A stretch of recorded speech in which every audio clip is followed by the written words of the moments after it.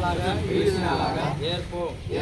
சாதி ஒழிப்பை தனது முதன்மை இலக்காக கொண்டு தன் இறுதி மூச்சு வரையில் சனாதன பாசிசத்தை மூர்க்கமாக எதிர்த்து போராடிய புரட்சியாளர் அம்பேத்கர் அவர்களின் கனவை நனவாக்கும் வகையில் தலித் பழங்குடியினர் இஸ்லாமியர் மற்றும் கிறித்துவர் உள்ளிட்ட அனைத்து விளிம்பு நிலை மக்களின் ஒற்றுமையை வென்றெடுக்க நிலைநாட்ட இந்நாளில் உறுதியேற்கிறோம்.